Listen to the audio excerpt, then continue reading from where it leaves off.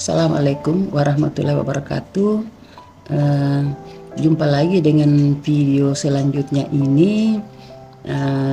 Pada video-video yang lalu saya sudah banyak membicarakan tentang penelitian kuantitatif dan kualitatif, tapi rasanya ini belum lengkap, jadi saya menambahkan lagi.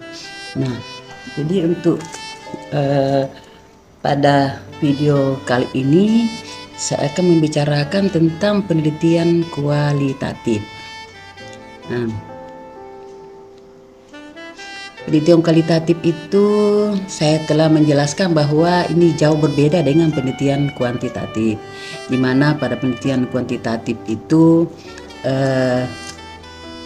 kita mencari pengaruh, sedangkan pada penelitian kualitatif itu kita tidak mencari pengaruh, sehingga judulnya simple. Nah, ada disertasi teman saya, dia meneliti kinerja DPRD Provinsi Sulawesi Selatan. Judulnya itu hanya kinerja DPRD, studi kasus DPRD Provinsi Sulawesi Selatan. Nah, demikian juga dengan ini, penelitian kualitatif judulnya simple, dalam artian tidak semua yang diteliti itu tercantum pada judul. Nah, demikian juga pada disertasi itu yang judulnya kinerja DPRD Provinsi Sulawesi Selatan.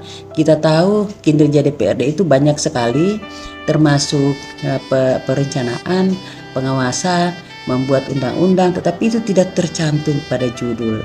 Jadi memang judulnya simple. Nah, dan ini kalau penelitian kualitatif itu studi kasus. Nah, kalau di slide ini judulnya ini, contohnya ini, strategi komunikasi pemasaran, studi kasus Carrefour di Kota Makassar. Jadi pada penelitian ini, kalau memang judulnya ini strategi komunikasi pemasaran di Carrefour, maka ini peneliti hanya mencari strategi apa yang dilakukan Carrefour dalam memasarkan produknya.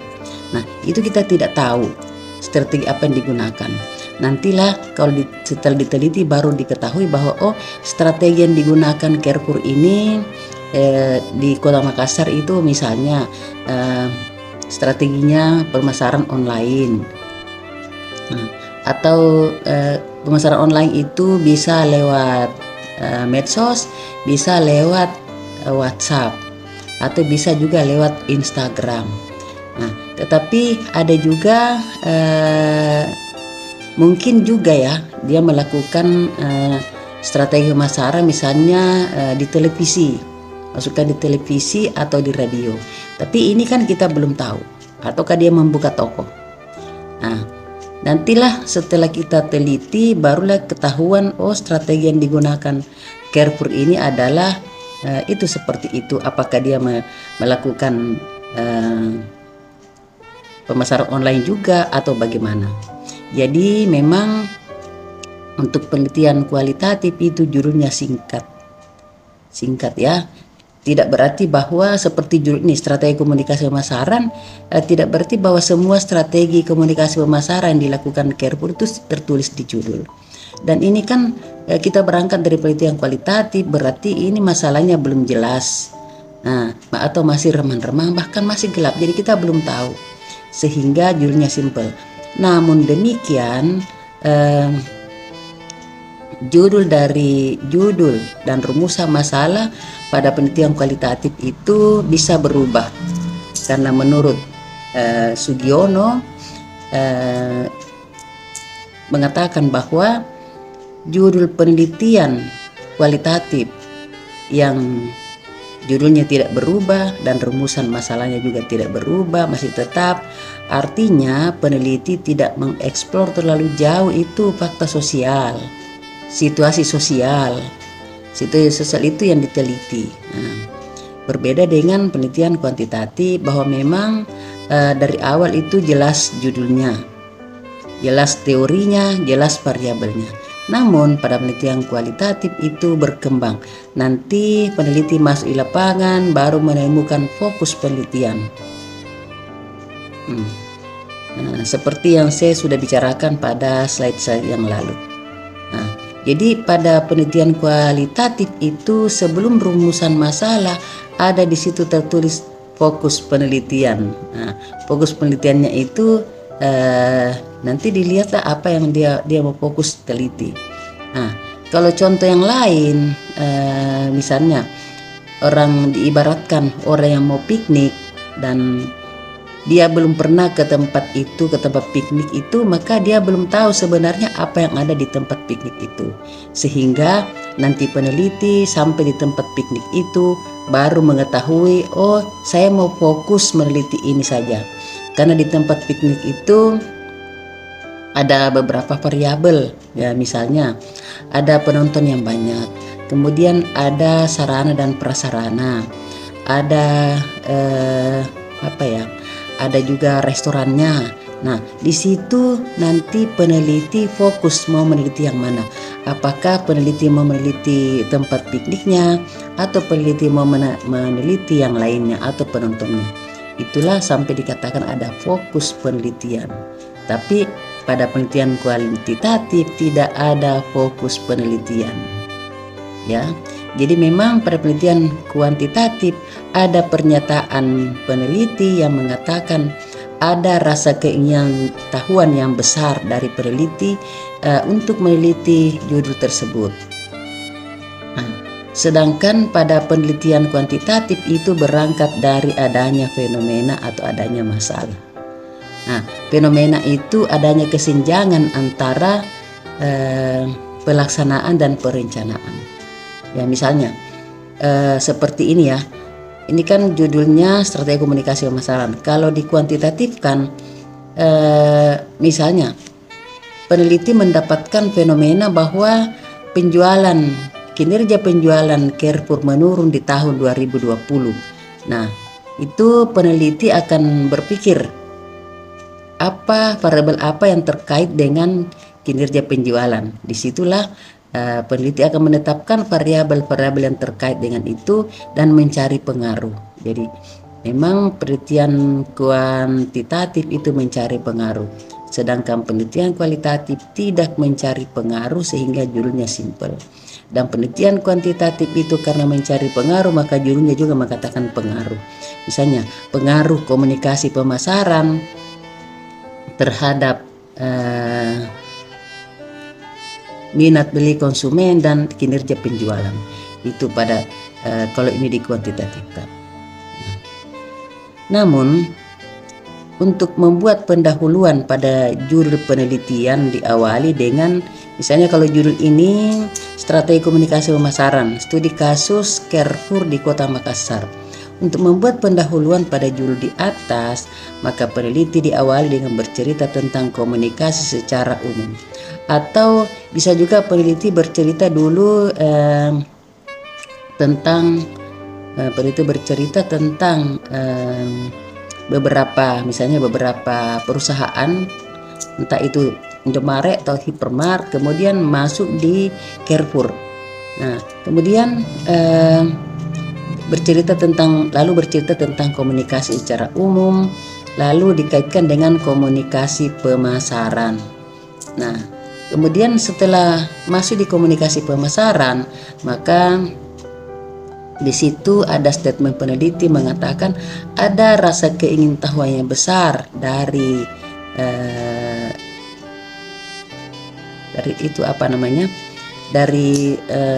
strategi komunikasi pemasaran dilakukan oleh Carrefour. Nah, jadi itu termasuk juga bisa juga ada fenomenanya. Nah, kalau misalnya berdasarkan fenomenanya sehingga peneliti juga tertarik untuk meneliti. Kemudian setelah membuat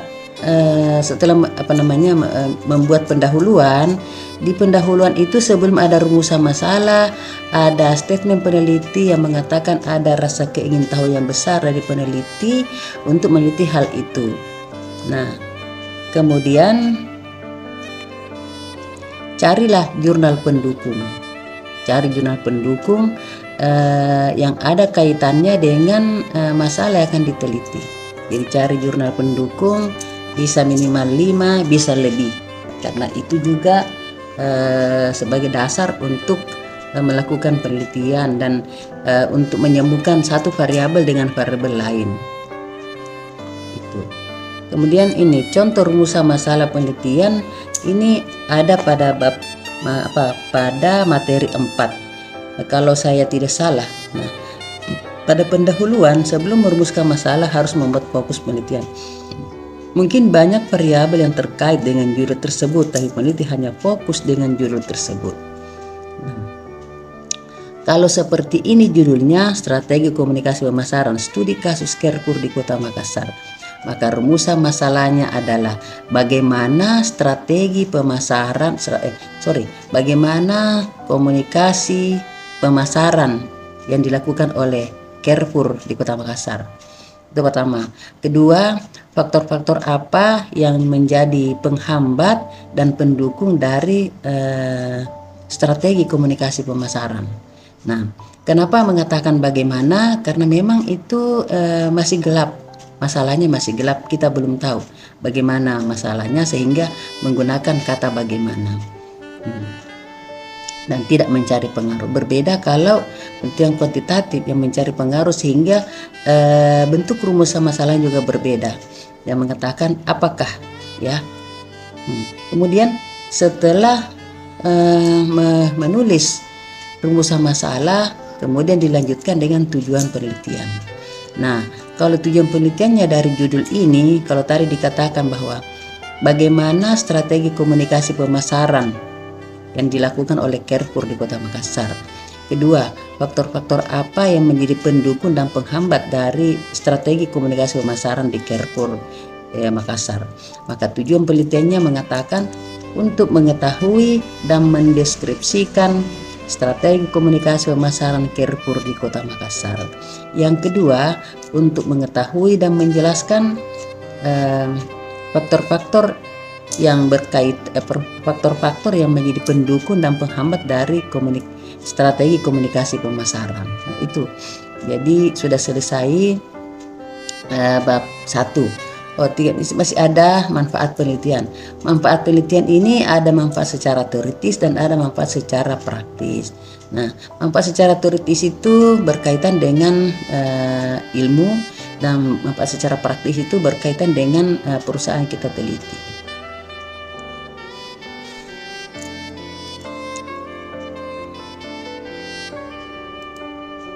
Kemudian teknik pengumpulan data pada penelitian kualitatif.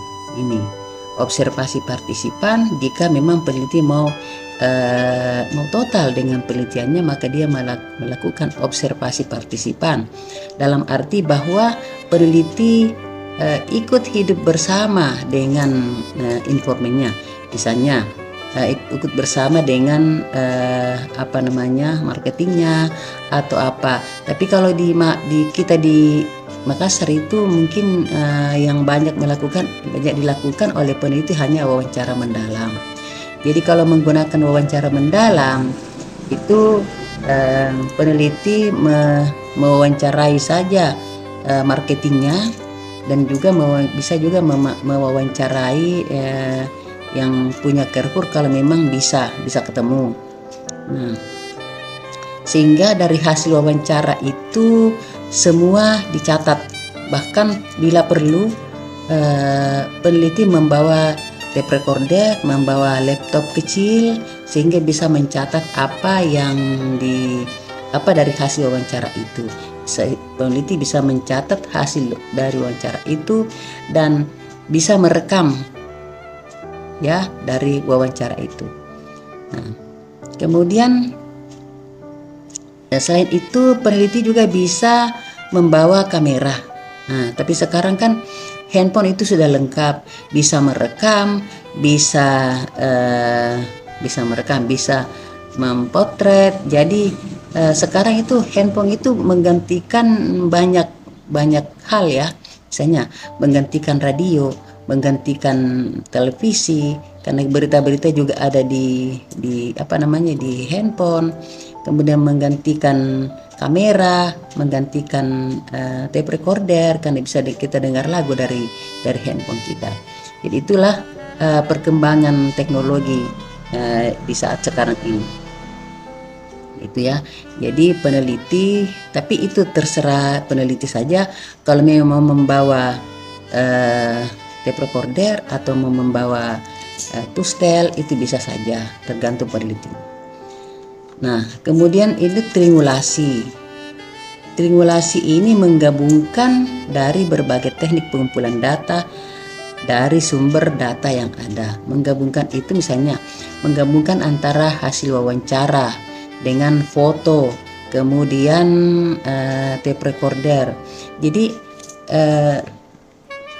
sementara melakukan wawancara dengan informan itu harus difoto. Jadi sebaiknya datang tidak sendirian, tapi ada teman yang bantu, supaya ada teman yang bantu foto untuk di saat melakukan wawancara. Dan peneliti harus membuat pedoman wawancara berkaitan dengan berkaitan dengan penelitiannya. Jadi tidak serta-merta datang begitu saja, tetapi harus disiapkan berbagai peralatan yang mendukung terlaksananya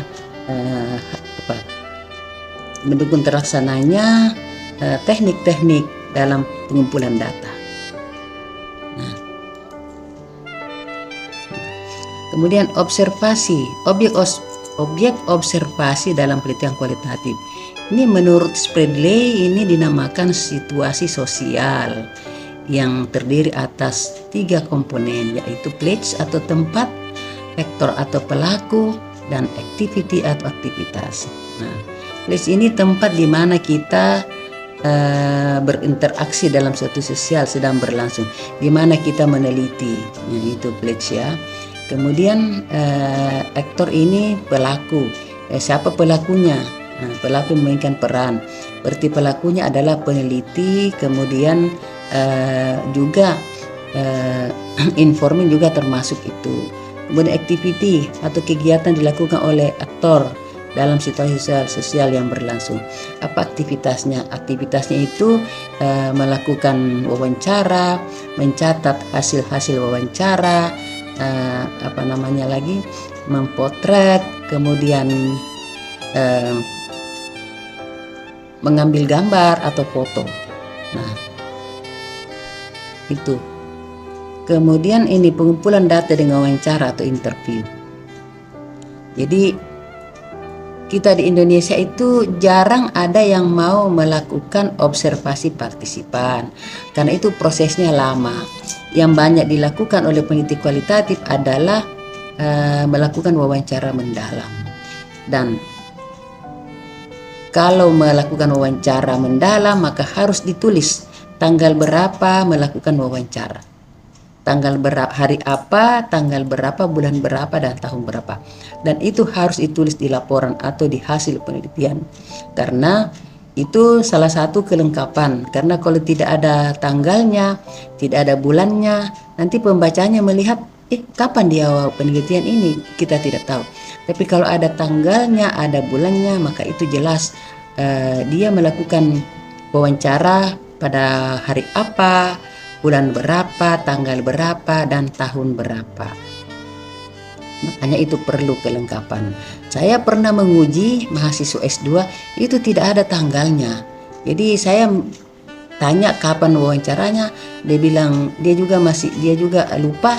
Jadi saya ini perlu dilengkapi kapan Anda wawancara, karena ini kan karya ilmiah. Jika ini selesai hasil penelitiannya dan disimpan di perpustakaan, orang yang akan baca bukan lagi milik kita, tapi ini menjadi milik umum dan orang bisa membaca, kemudian melihat siapa pembimbingnya. Nah, itu karena itu kalau seperti saya, kalau membaca hasil penelitian dan masih banyak kekurangannya, saya langsung lihat siapa pembimbingnya. Nah, mungkin pembimbingnya orang sibuk karena banyak kegiatan lain, sehingga mungkin kurang waktu untuk melakukan pengarahan kepada anak bimbingannya. Nah, menurut ini Sternberg, ini wawancara adalah merupakan pertemuan 2 orang untuk bertukar informasi dan ide melalui tanya jawab. Jadi memang wawancara itu tanya jawab, melakukan tanya jawab.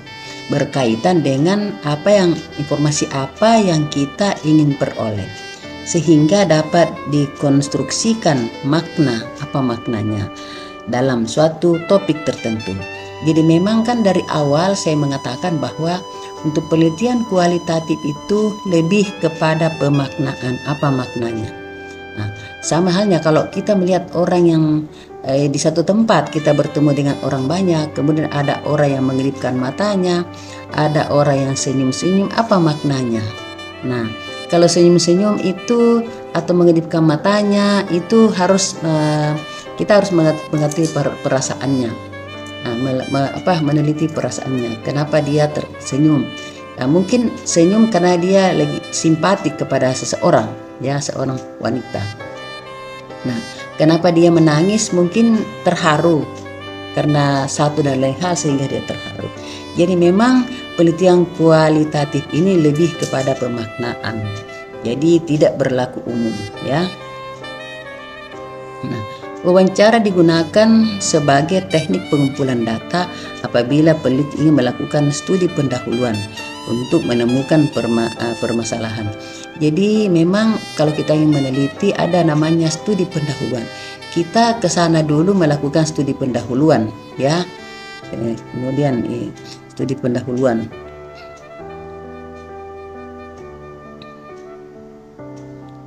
Sehingga ditemukan apa masalahnya. Tetapi apabila peneliti ingin mengetahui hal-hal dari informan yang lebih mendalam, ya, teknik pengumpulan data ini mendasarkan diri pada laporan tentang diri sendiri atau self-report, atau setidaknya pada pengetahuan dan atau keyakinan pribadi. Jadi ini tergantung penelitinya, dia meneliti apa, mau meneliti seseorang, bisa juga karena ada dulu bimbingan saya itu dia meneliti dramaturgi perilaku politik di Ngical di tahun berapa itu. Kebetulan saya pembimbingnya. Jadi itu bisa kita meneliti seorang tokoh, itu bisa saja. Tergantung penelitinya karena mungkin ada rasa keingintahuan yang besar bagaimana perilaku politiknya itu di Ngical. Sehingga dia meneliti. Kemudian langkah-langkah wawancara.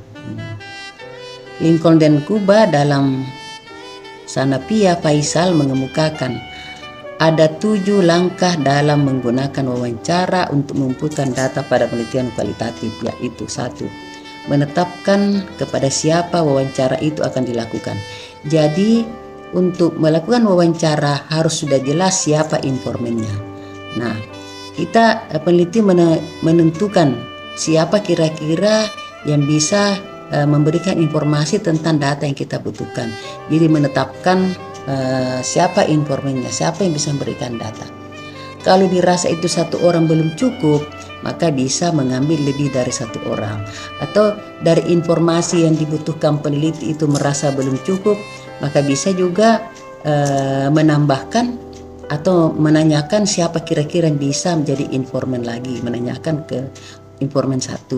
Jadi ada namanya informan kunci. Ada penelitian kualitatif, ada informan kunci. Nah, jadi peneliti kalau akan melakukan wawancara bukan serta-merta datang begitu saja, tetapi harus menyiapkan peralatan tape recorder atau tape recorder, kemudian bisa membawa komputer atau laptop, kamera, kemudian pedoman wawancara, sehingga yang ingin ditanyakan itu jelas apa yang ingin ditanyakan. Jangan hanya berputar-putar tidak jelas sehingga informasi yang dibutuhkan itu belum tidak kena sasaran, ya, tidak lengkap. Jadi harus ada pedoman wawancara berkaitan dengan apa yang ingin kita informasi apa yang ingin kita dapatkan. Kemudian yang kedua, menyiapkan pokok-pokok masalah yang akan menjadi bahan pembicaraan. Jadi itu tadi, dalam pokok masalah yang ingin menjadi bahan pembicaraan itu ditulis pada pedoman wawancara supaya tidak tidak lupa. Dan memang ini pedoman wawancara juga ini penting karena itu salah satu bukti bahwa Anda sudah melakukan wawancara, dan wawancaranya harus ada tanggal berapa, hari apa, tanggal berapa, kemudian tahun berapa. Jangan sampai tidak ada tanggalnya, tidak ada bulannya, dan tidak ada tahunnya. Jadi orang bingung melihatnya. Kemudian mengawali atau membuka alur wawancara. Untuk mengawali atau membuka alur wawancara, mungkin menyapa dulu kepada informannya, menyapa dengan baik sehingga mereka merasa juga merasa dihargai. Kemudian menyapa dengan sapaan yang santun sehingga informannya itu merasa bahwa orang ini bahasanya bagus, orangnya santun, dan dia lebih simpatik dengan cara-cara kita untuk melakukan wawancara. Nah, kemudian yang keempat, melangsungkan alur wawancara. Melangsungkan ini artinya wawancara sedang berlangsung, ya. Jadi kalau wawancara sedang berlangsung, maka kita menanyakan informasi-informasi yang kita butuhkan. Informasi apa yang kita butuhkan itu harus jelas informasi apa, sehingga lebih lengkap dari informasi yang kita butuhkan. Yang kelima, mengkonfirmasi ikhtisar hasil wawancara dan mengakhirinya. Mengkonfirmasi artinya setelah kita menanyakan sesuatu, kemudian untuk lebih jelasnya lagi kita mengulangi, ya, mengkonfirmasi, mengulangi apa benar yang dikatakan itu, supaya kalau misalnya tadinya informasinya lain, kemudian kita mengkonfirmasi juga lain, berarti itu datanya tidak kredibel, ya. Jadi harus kredibel, datanya harus kredibel, informasinya harus kredibel. Karena kalau informasinya berbeda-beda, jawabannya berbeda-beda, berarti datanya tidak kredibel. Nah, sama halnya kalau pada yang kuantitatif itu harus ada namanya uji validitas dan uji reliabilitas, ya. Jadi itu lagi yang dikatakan mengkonfirmasi ikhtisar hasil wawancara dan mengakhirinya. Kemudian kalau jawaban dari informan itu tetap sama dengan yang tadi yang pertama, maka kita mengakhiri. Dan mengakhiri dengan ucapan terima kasih banyak atas waktunya Bapak Ibu. Saya harap Bapak Ibu tidak bosan kalau jika misalnya saya datang lagi, dan mungkin juga peneliti bisa memberikan apa sebagai tanda terima kasih supaya informannya itu lebih senang, tak berupa oleh-oleh atau apa, pokoknya adalah sebagai terima kasih kepada informan. Jadi informan itu merasa senang juga. Yang keenam, menuliskan hasil wawancara ke dalam catatan lapangan. Jadi hasil wawancara itu dicatat, ya, dicatat, bisa juga di laptop, bisa. Yang penting wawancara itu jelas dan ada datanya bahwa saya telah melakukan wawancara, hasil wawancaranya ini. Nah, yang ketujuh, mengidentifikasi tindak lanjut hasil wawancara yang yang telah diperoleh. Mengidentifikasi tindak lanjut hasil. Jadi mengidentifikasi itu hasil wawancara itu kita baca ulang. Apa benar hasil wawancara ini kita butuhkan, paling kita butuhkan atau bagaimana, ataukah masih ada yang kurang informasi yang kita butuhkan. Kalau masih ada yang kurang, maka kita menambahkan informan yang lain lagi. Kita mencari informan yang lain lagi untuk melengkapi informasi yang peneliti butuhkan. Jadi yang tadinya mungkin hanya 1 orang atau 2 orang, maka bisa menambah informannya sehingga dapat melengkapi informasi yang peneliti butuhkan.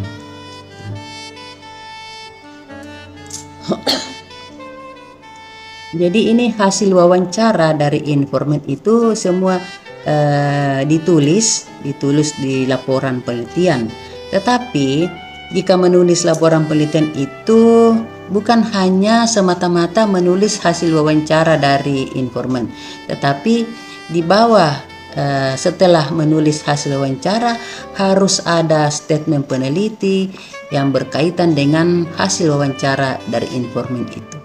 Jadi tidak harus bilang hasil penelitian semuanya dari informan 1 misalnya sampai 5, atau informan 1 atau informannya ada 10, semuanya hasil penelitiannya itu semua 10. Tetapi setelah satu selesai informannya hasil wawancara yang ditulis, maka harus ada statement peneliti yang berkaitan dengan informasi atau hasil wawancara dari informan tersebut.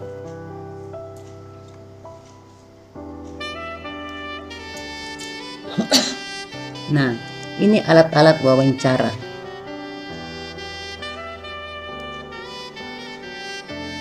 Alat-alat wawancara ini supaya hasil wawancara dapat terekam dengan baik dan peneliti memiliki bukti telah melakukan wawancara kepada informan atau sumber data, maka diperlukan bantuan alat-alat sebagai berikut. Nah, 1. Buku catatan.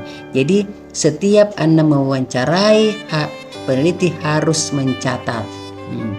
Buku catatan berfungsi untuk mencatat semua percakapan dengan sumber data.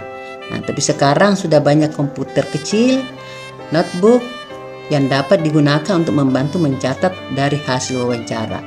Jadi kalau tidak ada buku catatan bisa membawa notebook supaya lebih memudahkan. Karena biasa juga kalau catatan itu kadang-kadang kalau menulis terlalu cepat, biasa kadang-kadang tulisan kita juga susah dibaca. Jadi mungkin lebih baik membawa notebook saja ya, supaya langsung diketik dan itu langsung hasilnya bagus dibanding kalau hanya mencatat. Karena saya sendiri terkadang karena saya menulis terlalu cepat, terkadang tulisan saya juga saya tidak tahu apa yang saya tulis, apa bacanya ini, itulah. Nah, kemudian yang kedua, membawa tape recorder berfungsi untuk merekam semua percakapan atau pembicaraan.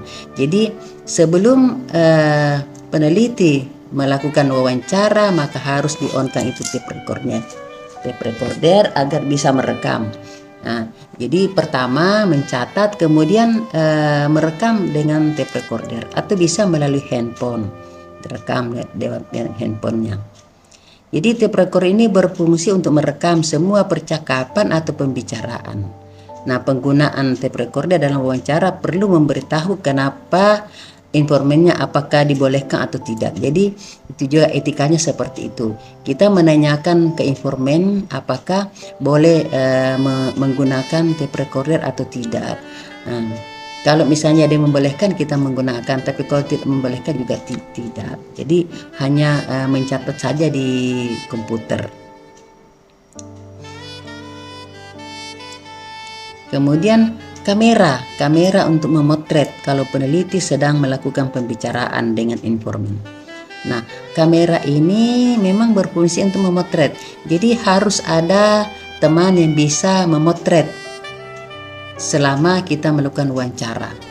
Nah, karena potret itu atau foto itu salah satu bukti bahwa Anda melakukan wawancara, karena itu fotonya itu dilampirkan di laporan penelitian.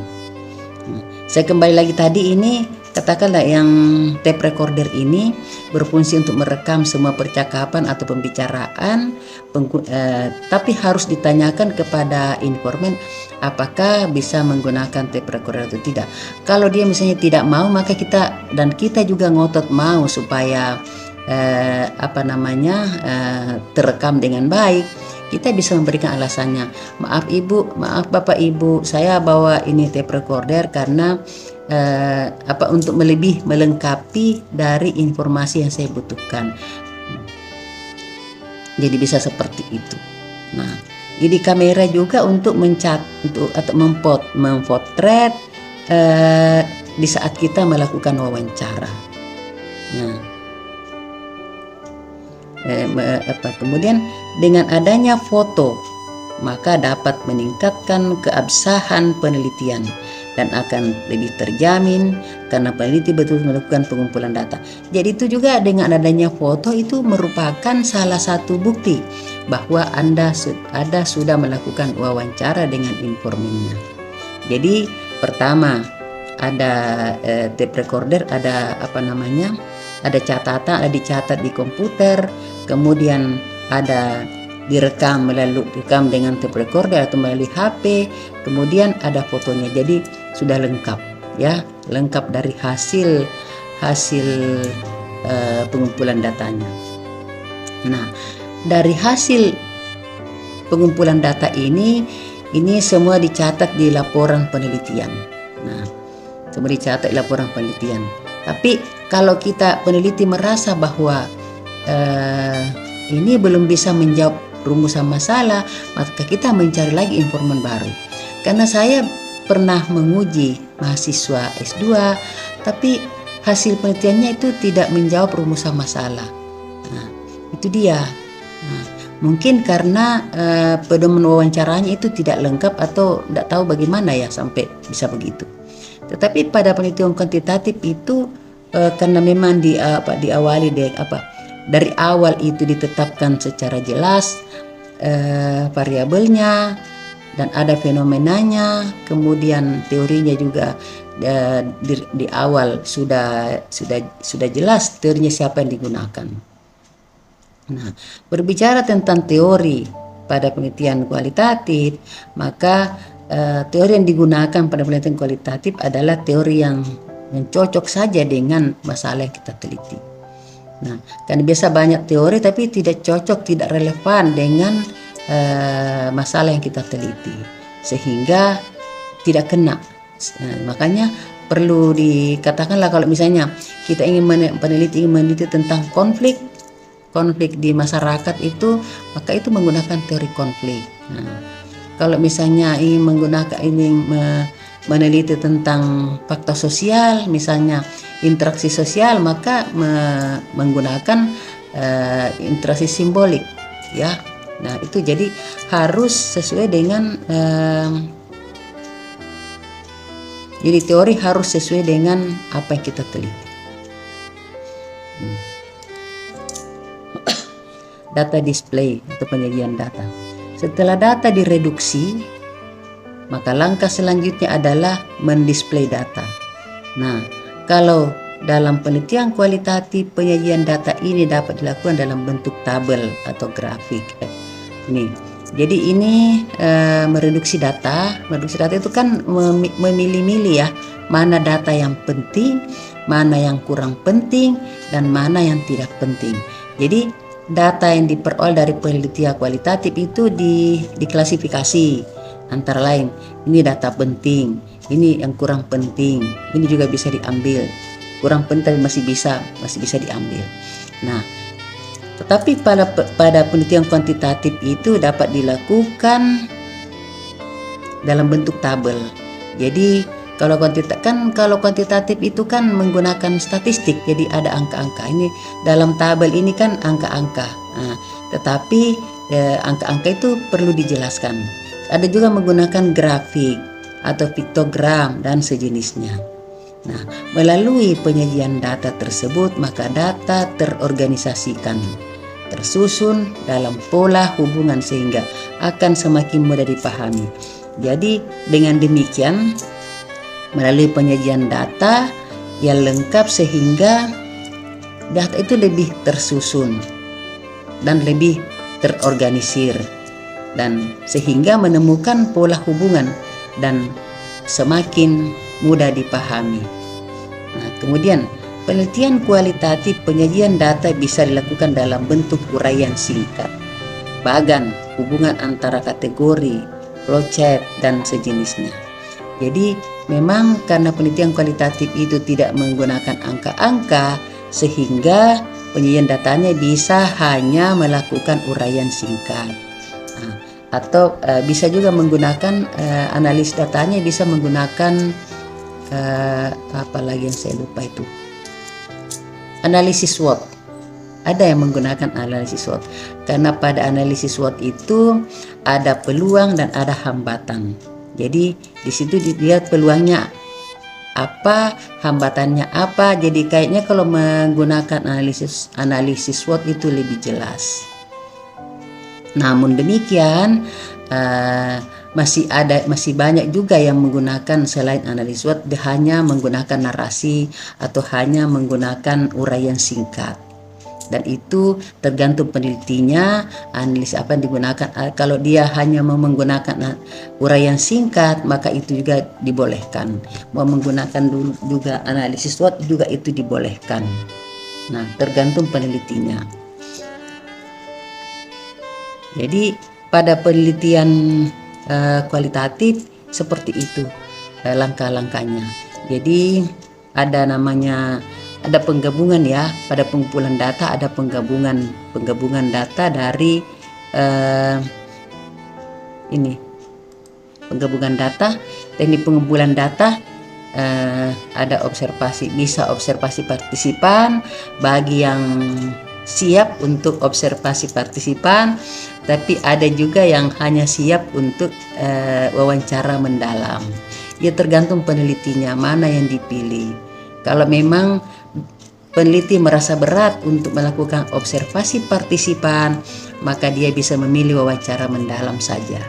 Itu betul tergantung penelitinya saja. Kemudian untuk penyajian data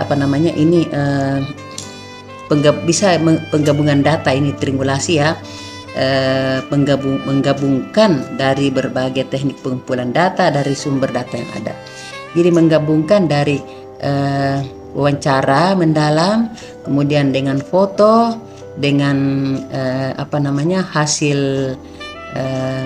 wawancara, hasil observasi itu.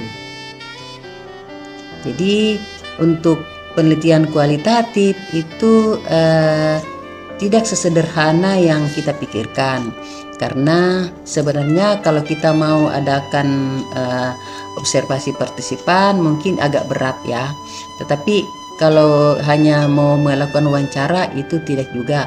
Tapi terkadang memang juga agak lama karena biasa berubah.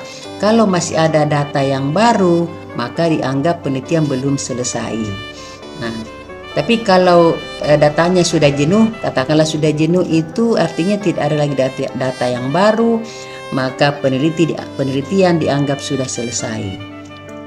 Nah, namun pada penelitian kuantitatif, setelah hasil uji statistik dari data itu sudah selesai, maka peneliti menulis laporannya. Selesai laporannya, maka itu penelitian sudah dianggap selesai. Dan saya melihat untuk penelitian kuantitatif itu lebih simpel dan lebih jangka waktunya lebih cepat dibanding pada penelitian kualitatif. Jadi itulah yang bisa saya jelaskan untuk video kali ini, dan insya Allah kita bertemu dengan video yang lain, video yang akan datang. Jadi saya akhiri dengan wabillahi taufiq wal hidayah. Wassalamualaikum warahmatullahi wabarakatuh dan selamat sore.